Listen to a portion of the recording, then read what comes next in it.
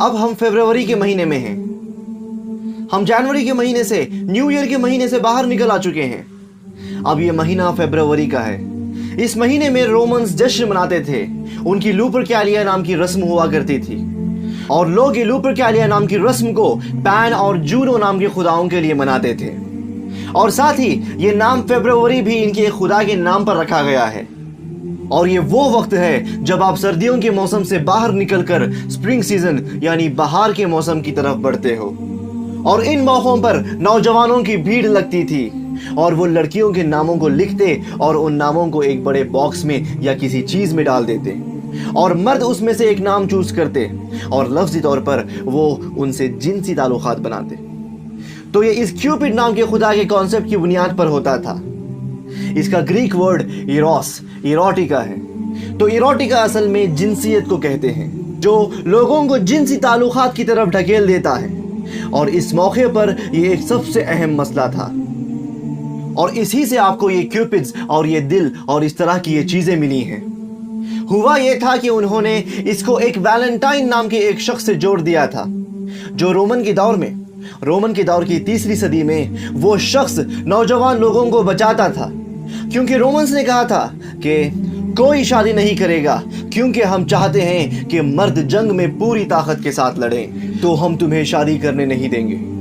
Valentine ایک مذہبی پجاری، ایک پریسٹ تھا. وہ ایک معصوم انسان ہے جو نوجوان لوگوں کو بچا رہا ہے اور چاہتا ہے کہ وہ لوگ چرچ کے رولز کے مطابق شادی کر لیں. لیکن رومنز کو یہ قبول نہیں تھا. انہوں نے اسے جیل میں ڈال دیا. وہ ریاست کے خلاف گیا تھا اور آخر میں اسے مار دیا گیا. اور اس کی موت کے دن اس نے ایک خط لکھا تھا 2 نوجوان لوگوں کے لیے جو شادی ہونے والے تھے، اور اس نے کہا تمہارے ویلنٹائن کی طرف سے. وہی سینٹ ویلنٹائن ہے. تو انہوں نے اس جنسی تعلقات کے اس کانسیپٹ کو لیا اور اس کو ایک کرسچن پجاری کا نام دے دیا گیا، جس سے کہ یہ ایک مقدس دن کی طرح لگے. ایسا لگے کہ یہ دن معصوم ہے.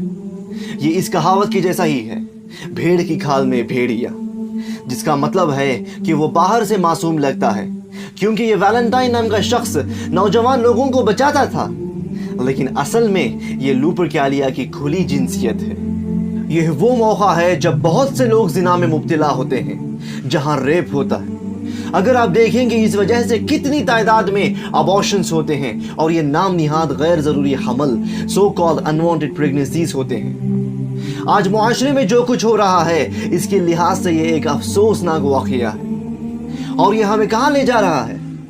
یہ ہمیں اس معاشرے میں داخل کر رہا ہے جس کی کوئی حد نہیں. مطلب جہاں شرم نہیں ہوگی، جہاں انسانیت نہیں ہوگی، جہاں پریوار کے لیے عزت نہیں ہوگی.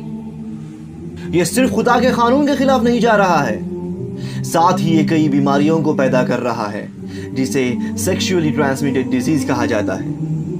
آج یہ اس دنیا کی بڑی بیماریوں اور مصیبتوں میں سے ایک ہے.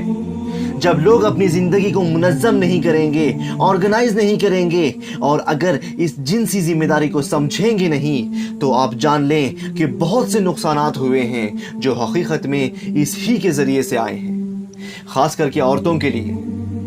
پرابلم یہ ہے کہ خود سماج، خود یہ معاشرہ لوگوں کو اس برائی میں قدم آگے بڑھانے کا طریقہ سکھاتا ہے. آج ایروٹیکا ایک بہت بڑا کانسیپٹ ہے، اور اسی لیے جب وہ ٹی وی پروگرامز یا موویز دیکھتے ہیں، ہر مووی میں یہی دکھایا جاتا ہے کہ ایک لڑکا اور لڑکی پیار میں پڑ جاتے ہیں. صرف موویز میں نہیں بلکہ کارٹونز میں بھی یہی دکھایا جا رہا ہے. آخر کیوں؟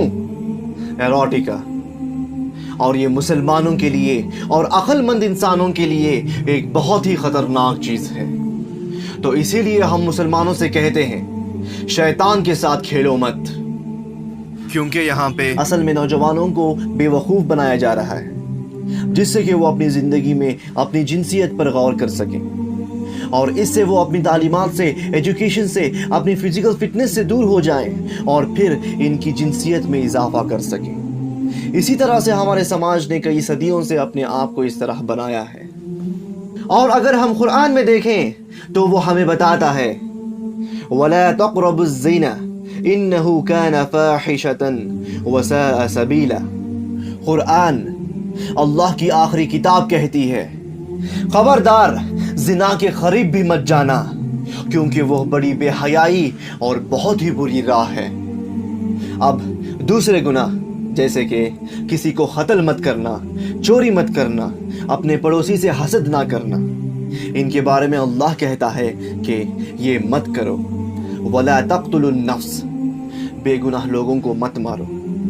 और जब बात जिना की आती है तो अल्लाह ने ये नहीं कहा कि जिना मत करना, बल्कि उसने ये कहा है कि जिना के करीब भी मत जाना। आदमी फितरती तौर पर औरत की तरफ मुतवज्जा होता है और औरत आदमी की तरफ मुतवज्जा होती है, और इसीलिए अल्लाह ने कहा है कि इसके करीब भी मत जाना, क्योंकि वो एक ऐसी चीज़ है जो हम करना चाहते हैं। अल्लाह ने इस चीज़ को हमारे अंदर डाला है इसलिए कि ये निज़ाम संभल सके। लिहाजा इस्लाम कहता है कि हाँ, जिनसी ताल्लुकात रखो, लेकिन ये निकाह के दायरों में रहकर करो, ये मुनज़्ज़म अंदाज में करो, जहाँ आदमी औरत की इज्जत करता हो, जहाँ फैमिली सेट हो जाए, जहाँ वो अपने बच्चों का ख्याल रखता हो। और कैसे लोग इस चीज़ से खुद को बचा सकते हैं, और कैसे ये जिनसी ताल्लुकात एक खूबसूरत चीज़ बन सकती है, ये हलाल हो सकती है, ये जायज़ हो सकती है, और कोई जंगली या कोई बेकाबू चीज़ नहीं। और आप देख सकते हो कि ईसाइयों में, यहूदियों में और दूसरे मजहबों में ऐसे कई ग्रुप्स हैं जो इस लुपर्क्यालिया के इतिहास को जानते हैं, उन्हें ये पता है, और वो भी खुद की हिफाजत कर रहे हैं, क्योंकि ये सब इन तमाम मजहबों की भी बुनियाद है। अपने परिवार की हिफाजत करना, इस जिनसी ताल्लुकात की हिफाजत करना, और इससे आप अपने मुआशरे की, अपने समाज की हिफाजत करते हैं। जज़ाकल्लाहु खैर। अस्सलामु अलैकुम व रहमतुल्लाहि व बरकातुहू।